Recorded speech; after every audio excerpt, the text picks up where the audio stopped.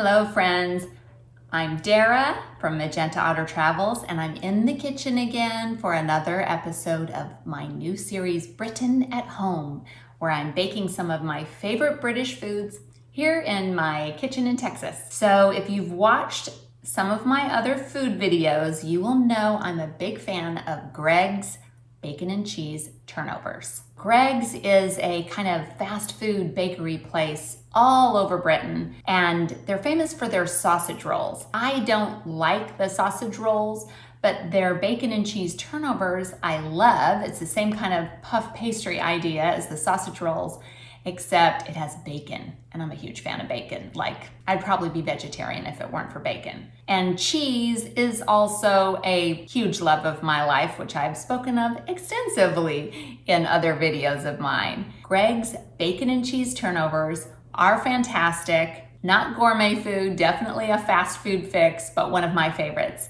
And I don't have those when I'm here in the States. So I'm going to try making them myself, and I will be following the recipe that my friends at the Flawless Food UK food blog have posted. I'm going to try their recipe with a couple just tiny variations, so we'll see how it goes. First, I'm going to talk about what the ingredients are. It's very simple. It calls for puff pastry, so frozen puff pastry sheets, bacon. I'll be using American style bacon here, streaky bacon, as they would call it in the UK. And then grated cheese.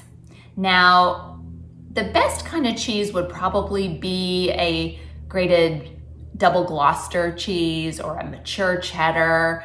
Because I'm being frugal and low waste, I'm using this normal old American grated cheddar cheese because I had a lot of it to use up in my fridge. And then 1 egg that I've just whisked, so we can use that for an egg wash. I have my puff pastry sheet, which I have rolled out on this cutting board. I'm gonna take a rolling pin, roll it out a little more so we have a nice big sheet. So I'm kind of Americanizing this recipe because I figure if you're in Britain, you can just go to the local Gregg's and buy this, or you can just follow Flawless Food UK's recipe. But if you're American, you can maybe take some of my tips for Americanizing it. Okay, so I have rolled out this sheet now. So in the original Flawless Food recipe, they make 6 turnovers, but I'm gonna make 8 today. I'm gonna make them a bit smaller for 2 reasons. One is I just wanna have a slightly smaller turnover for me to eat, but also, more importantly, because I'm using American streaky bacon, it is a smaller piece of bacon than a big piece of British bacon. And the British bacon you have to cook first before you put them in the turnovers, but the streaky bacon cooks so quickly, you don't have to cook it before you assemble the turnovers. I'm gonna use 8 pieces of the streaky bacon and cut the pastry into 8 pieces. Here is our sheet of pastry all ready to be cut up.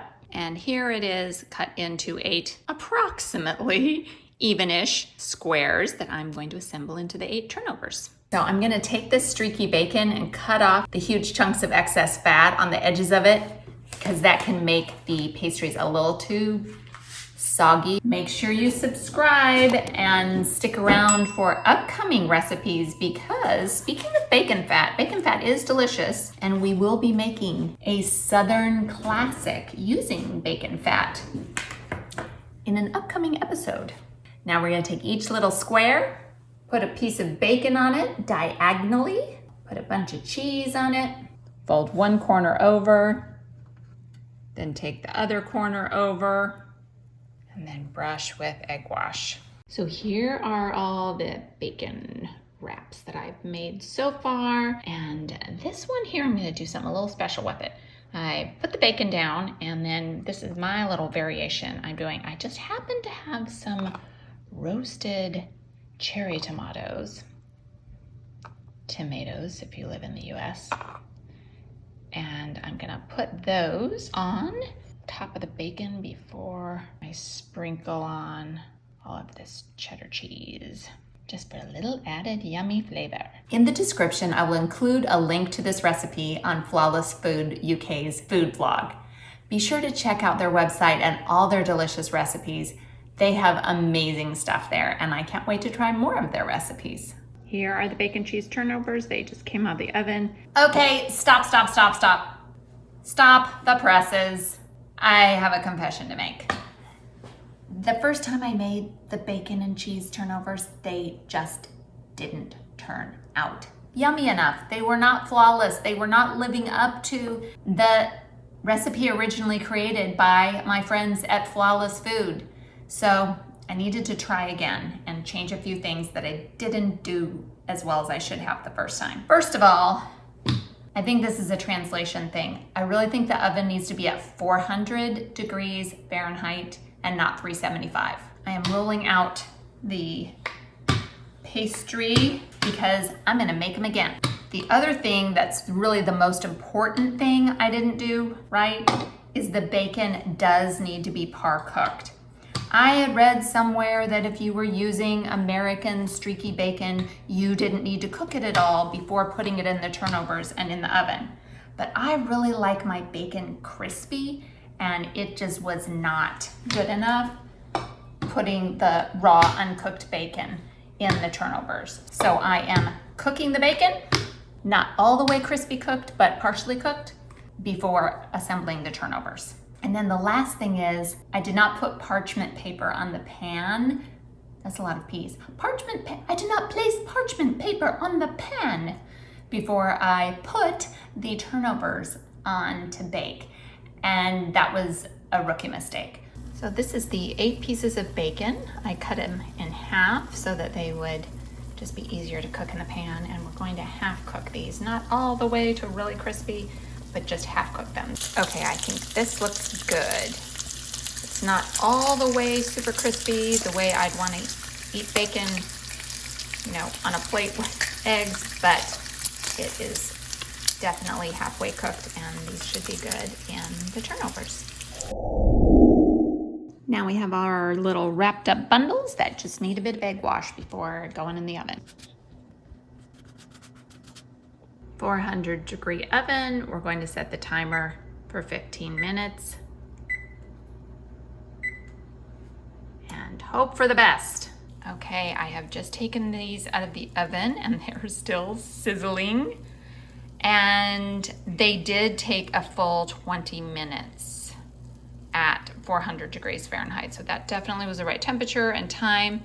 And it was definitely good to par cook the bacon because now you can see the bacon is nice and crispy. In general, I think these look good, and the final test will be, I will taste one in a few minutes. Okay, here we have one of our round 2 Gregg's bacon cheese turnovers with the crispier bacon. I'm gonna give it a try. That's the ticket. The crispier bacon is delicious. I do think that the roasted tomatoes that I tried in round 1 are a nice addition, and I think maybe a little caramelized onion would be good too, but the basic bacon, cheddar, puff pastry combo, it's pretty delicious. So I hope you give it a try. Thanks for joining me for this episode of Britain at Home. Be sure to check out my other Britain at Home cooking videos, as well as my other fun food videos on the channel. And also, don't forget to check out flawlessfood.co.uk. Links to everything will be in the description. Thanks again for watching, and do something good in the world today.